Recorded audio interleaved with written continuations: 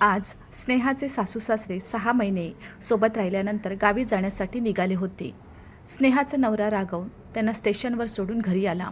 तेव्हा त्याने प्रेमाने बायकोला आपल्या मिठीत घेतले आणि सांगितले की इतक्या दिवसापासून मला तुझ्या जवळ यायची इच्छा होती. स्नेहा हसत म्हणाली, म्हणूनच मी म्हणते की चला 2 BHKचा फ्लॅट घेऊया. आमचा मुलगा हळूहळू मोठा होईल. घरात आणखी एक खोली असेल, बरोबर. पुढे त्याचा अभ्यासातही उपयोग होईल. आणि आईबाबासुद्धा गावातून येत राहतात. घरात अजून एक खोली असावी, मग आमची प्रायव्हसीही राखली जाईल. राघव गंभीर स्वरात म्हणाला, तुझं म्हणणं बरोबर आहे. मी पण खूप दिवसापासून पैसे जोडतोय आणि एजंटशी बोललोही आहे. मला योग्य जागा मिळताच मी फ्लॅट बुक करेन. हे ऐकून स्नेहा हसायला लागली आणि त्याला मिठी मारली. मग जेव्हा तिचा मुलगा रडायला लागला तेव्हा तिने त्याला आपल्या मांडीवर घेतले आणि त्याच्यावर प्रेम करू लागली. त्या दिवशी राघवने सुट्टी घेतली होती, त्यामुळे दोघांनी एकत्र छान वेळ घालवला. 1 महिन्यानंतर राघवने त्याला सांगितले की नवीन सोसायटी तयार होत आहे, मी तुला तिथे घेऊन जातो. जर सर्व काही ठीक झाले तर आम्ही तिथे फ्लॅट खरेदी करू. स्नेहाने होकार दिला आणि ते फ्लॅट बघायला गेले. तिला फ्लॅट आवडला. त्यानंतर राघव घरी आला आणि त्याने आई वडिलांना फोन करून फ्लॅट घेण्याचा विचार करत असल्याचे सांगितले. त्याचे वडील फार काही बोलले नाहीत, पण आई म्हणू लागली, आता तिथे फ्लॅट घ्यायची काय गरज. इथे आमचे घर आहे. इथे मोठा खर्च झाला तर तो खर्च कसा भागवणार. पैसे साठवत राहा बेटा. मग तो म्हणाला, आई स्नेहालाही वाटतं की बाळ थोडा मोठा झाला की आपल्यालाही एकांताची गरज भासेल आणि तुम्ही लोकही येत राहिले तर राहायला थोडा त्रास होईल. त्यामुळेच आम्ही घर घेण्याचा निर्णय घेतला.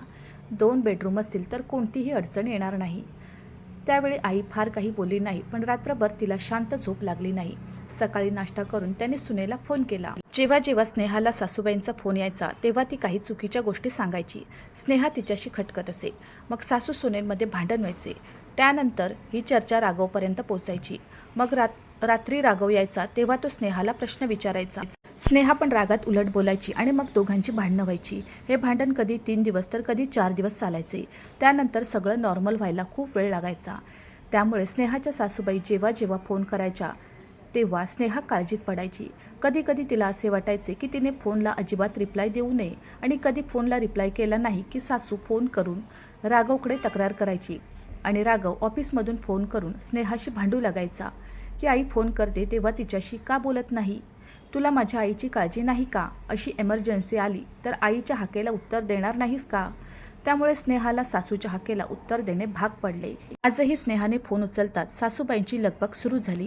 ती म्हणाली, सुनबाई माझा मुलगा तुझ्या सांगण्यावरून नवीन फ्लॅट घेतोय.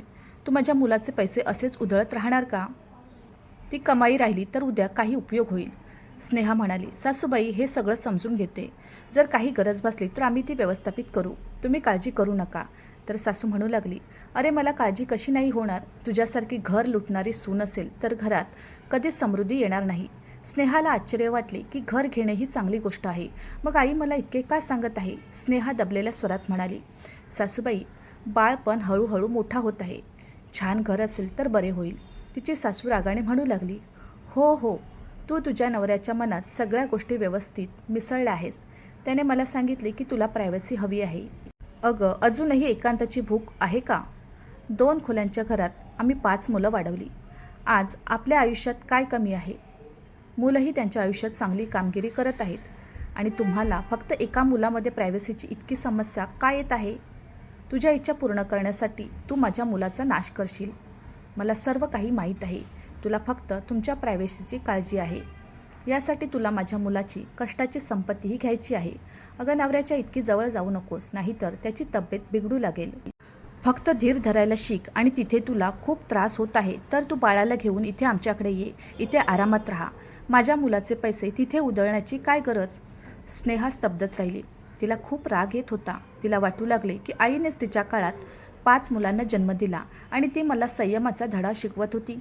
सासूला तडेजोड प्रत्युत्तर द्यायचा विचार करत होती. तिला वाटले की सासू मुद्दाम माझ्याशी अडचणी देण्यासाठी अश्लील गोष्टी बोलत आहे. तेव्हा ती हळू आवाजात म्हणाली, का सासूबाई असे तुम्हाला का वाटते की मी माझ्या मुलाला पोकळ बनवत आहे आणि नवऱ्यालाही शहरात खूप आवडते. त्याचाही शहरात स्वतःचा फ्लॅट असावा. अशा भाड्याच्या घरात किती दिवस राहणार. आता तुम्ही मला तुमच्याकडे बोलवाल, मग पुढे बाळाचे शिक्षण इथेच चांगले होईल. म्हणून आम्ही घेतलेला निर्णय अतिशय विचारपूर्वक घेतला आहे. भविष्यात तुम्हाला काही अडचण आली तर कृपया तुमच्या मुलाशीच बोला. ठीक आहे, मी ठेवते. बाळाला खायला घालण्याची वेळ आली आहे, असे म्हणत तिने फोन कट केला. त्यानंतर ती स्वयंपाकघरात गेली. एक ग्लास थंड पाणी पिऊन मन शांत केलं. सासूचे बोलणे ऐकून तिला खूप राग आला, पण तिच्याशी वाद घातल्यानंतर तिला हे समजले परिस्थिती आणखी बिघडली, म्हणून तिने आता सर्व काही तिच्या नवऱ्यावर सोडले. संध्याकाळी राघव घरी आल्यावर स्नेहाला म्हणाला की आईने फोन केला होता. काय सांगितलंस? तिला खूप राग आला. स्नेहा म्हणू लागली की तुम्ही माझे कॉल रेकॉर्डिंग ऐका. मी त्यांना काहीच सांगितलेले नाही. अन्यथा आपण इथे शहरात घर घेऊ नये अशी तिची इच्छा असेल तर मलाही अशा भाड्याच्या घरात राहावेसे वाटत नाही, असे मी स्पष्ट करते. मला माझे स्वतःचे घर नक्कीच हवे आहे आणि त्यात काही गैर नाही. आईबाबासुद्धा अधूनमधून येत असतात, त्यामुळे वेगळी खोली ठेवली तर चालेल ना. मी सर्वांच्या सोयीचा विचार करत आहे. मला माहीत नाही की आई मला काय मूर्खपणा सांगत होती. एवढं बोलून तिने आपला मोबाईल काढला आणि नवऱ्याच्या हातात दिला आणि म्हणाली, तुम्हीच ऐका. राघव म्हणाला, नाही, माझा तुझ्यावर विश्वास आहे. ती बिंदास बोलत होती. मी बुकिंगची रक्कम दिली आहे, काळजी करू नको. आम्ही यावेळी आमच्या घरी दिवाळी साजरी करू. हे ऐकून स्नेहाने आनंदाने नवऱ्याला मिठी मारली. प्रत्येक वेळी सासू सासऱ्यांसोबत वाद झाला की नवऱ्याशीही भांडण व्हायचे, पण यावेळी स्नेहाने शहाणपणा दाखवत सासू सासऱ्यांच्या अडचणीत न पडणेच योग्य मानले आणि बाकी सर्व काही तिच्या इच्छेनुसार घडत होते. त्यामुळे सासूशी विनाकारण वाद घालून आपली शक्ती वाया घालवणे तिला योग्य वाटले नाही आणि तिचा निर्णय योग्यच निघाला. शेवटी रात्री जेव्हा ती राघव आणि शांत झोपले तेव्हा तिलाही वाटले की कधी कधी नवरा बायको इतरांच्या हितासाठी एकमेकांशी भांडून त्यांच्या आयुष्यातील शांतता भंग करतात. पण यामुळे ना गुन्हेगारांच्या स्वभावात बदल होत नाही, पती पत्नीमधील नातेही घट्ट होत नाही.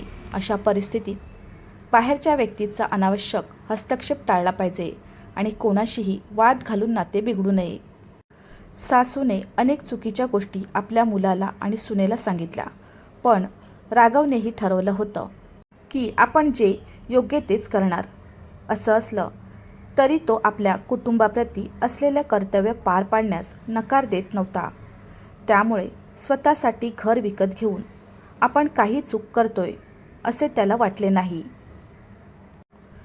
मित्रांनो, मला आशा आहे की तुम्हाला आमची कथा आवडली असेल. कथा आवडली असेल तर व्हिडिओला लाईक करा. चॅनलवर नवीन असाल तर चॅनलला सबस्क्राईब करा आणि हो, नोटिफिकेशन बटन दाबा, जेणेकरून तुम्हाला पुढील अपडेट्स सर्वात आधी मिळतील. तुमचा मौल्यवान वेळ कथा ऐकण्यासाठी दिल्याबद्दल धन्यवाद. पुन्हा भेटू अशाच एका नवीन कथेसोबत.